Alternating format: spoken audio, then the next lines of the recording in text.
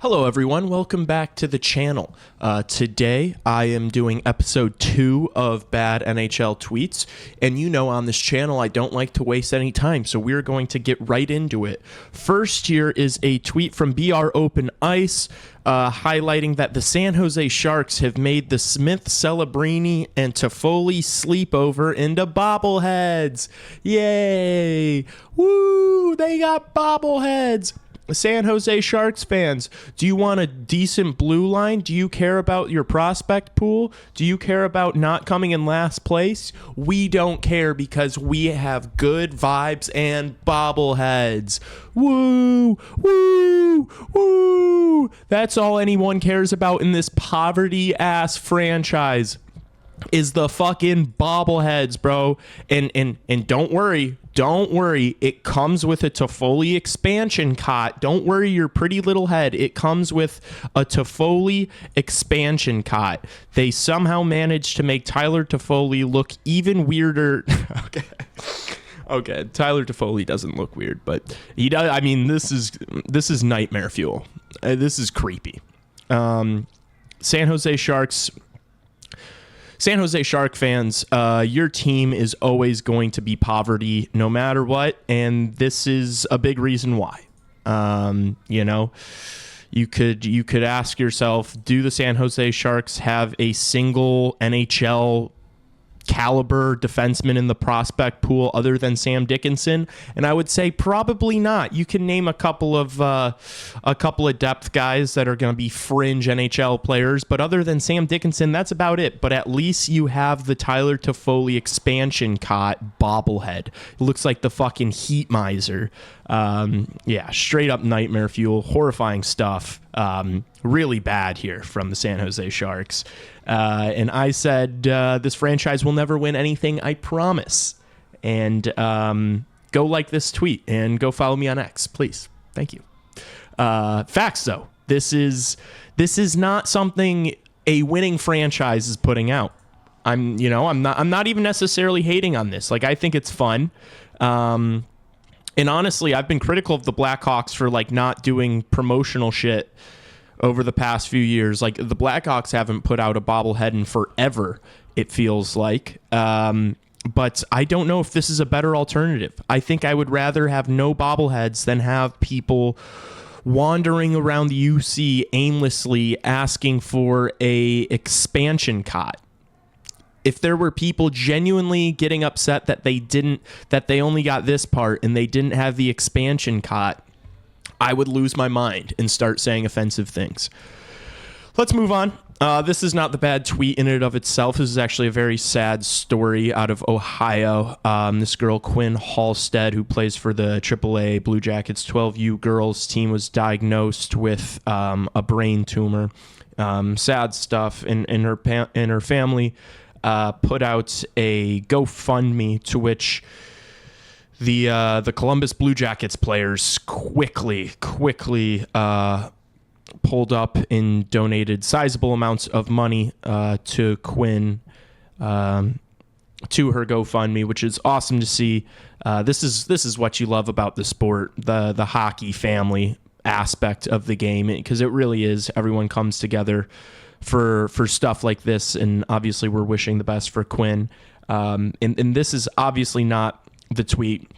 Also, as you guys know, I do have a sizable wager on the Columbus Blue Jackets to make the playoffs this year, so it's good to see my guy. I'm an honorary Blue Jackets fan this year. It's good to see my guys not just taking care of stuff on the ice, but also taking care of their communities. Great to see, heartwarming stuff. Wishing all the best for Quinn Halstead. The bad tweet is this guy, this demon spawn here. This guy says, okay, nice to see players contributing, but they probably should have went anonymous. I'm going to state the obvious. Her total goal is 45K. Take a look at Puckpedia's AAVs. I'll just leave it there. Now, I understand that there's some trolls out there, and that might be what this guy is, just a troll with not a real profile, just talking shit. But if you're a real human being, does it ever get exhausting doing this shit? You know, it's like people can't do anything on social media or publicly. Like if you're donating, people are going to say it's not enough or that you should have done it anonymously. And it's ridiculous. It's like, okay, let's say Kirill Marchenko, all these guys donate anonymously. Then everybody's going to be like, why haven't the Columbus Blue Jacket players donated? All right, it's a lose-lose. I ratioed this fucking clown, and I said, how much did you donate, loser? Literally got a sixth of his engagement, and it just completely ratioed the shit out of him. Everyone hates this. I hate this. You hate this. I think we should take people like this and hang them publicly. Not to get too political, but that is a political stance I will take. I think these people of the world should be executed publicly.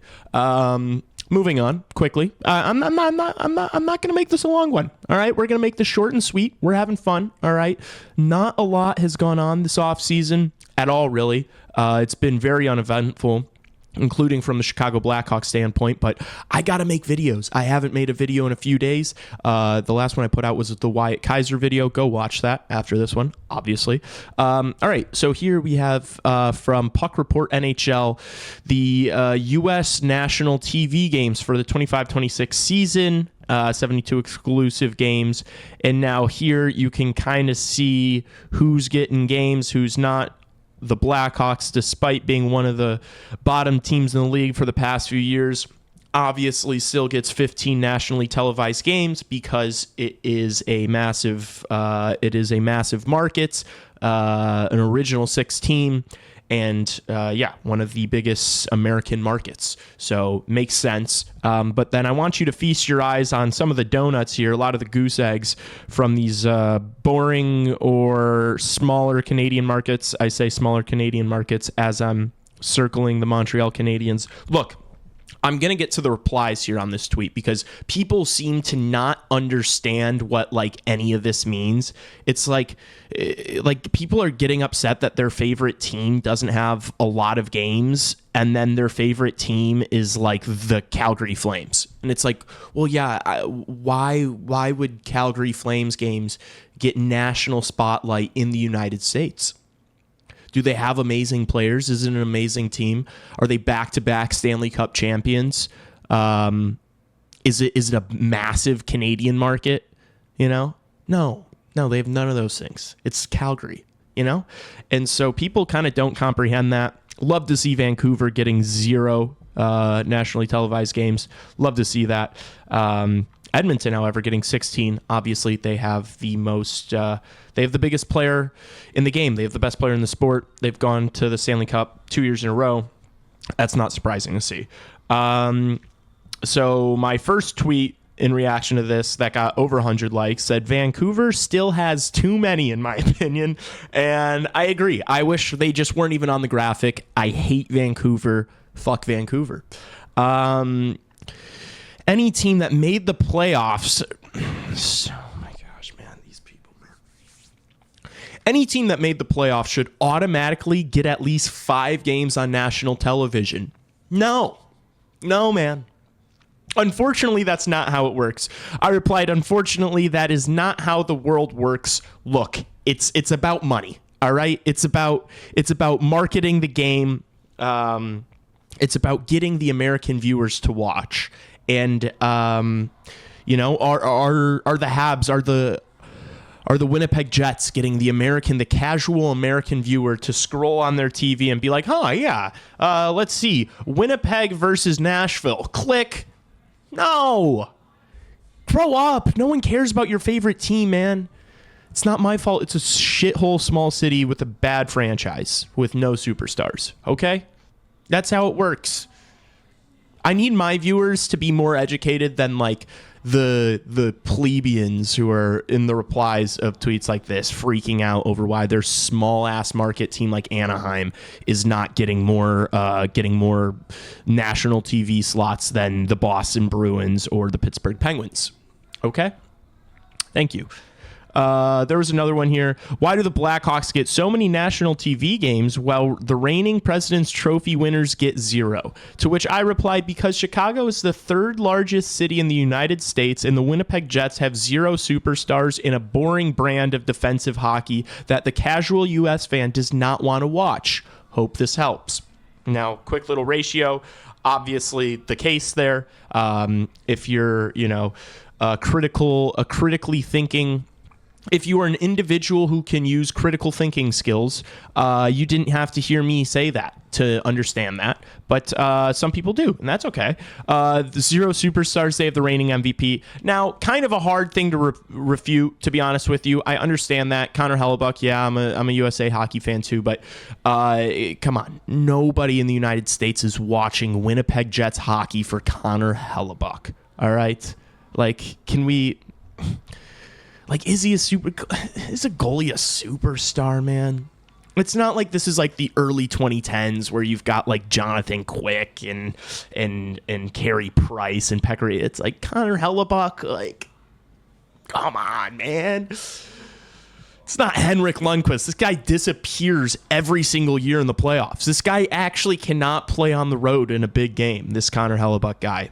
Again, I'm a USA hockey fan. I'm just kind of calling balls and strikes here because someone's got to, because no one else does. Everyone else just gets upset in the replies of tweets like this and says things like Connor Hellebuck is a superstar. Anyway, moving on. Oh, my God. Oh, my gosh. They're coming home.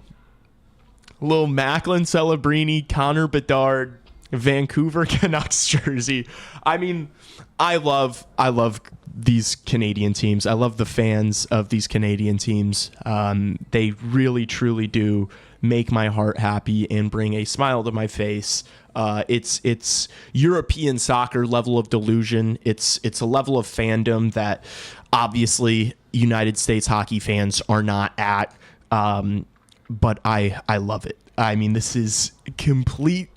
It's like, why would you spend dollars on this? Like, it's such a funny thing to spend real life money on. Someone went to their job, clocked in, clocked out for 2 weeks, got that paycheck and was like, yeah, I'm going to spend $300, $400 on custom Vancouver Canuck, Connor Bedard, and Macklin Celebrini jerseys.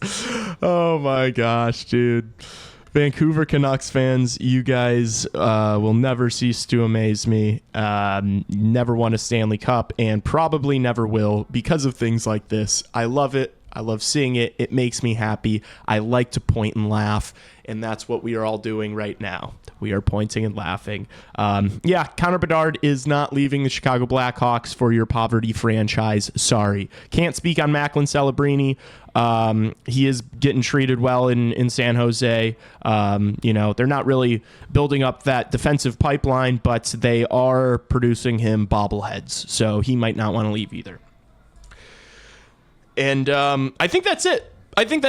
This was just up here to remind me to ask you guys again to follow me on X. Follow me on X. Lee Grossman, best NHL YouTuber on the platform, me. It's a crazy bio, but follow me on X. Send me bad tweets. I'm trying to give you guys content. We're like a little over a month away from the season starting. We're a couple weeks out from that prospect showcase tournament and a few weeks out from preseason. The light at the end of the tunnel is near. It is almost hockey season, but until then, I am going to struggle to crank out random videos like these. So if you enjoyed it, please hit the like button, hit the subscribe button, share it with a friend that knows puck. All that stuff helps me out greatly. I'm going to keep grinding on this. I'm going to be working on this channel all year long. I'm really trying to turn this into something, so it would be a great help to me if you would be so kind as to share it with people that would care to watch this type of content. Thanks so much. I will see you guys in the next one. Peace out.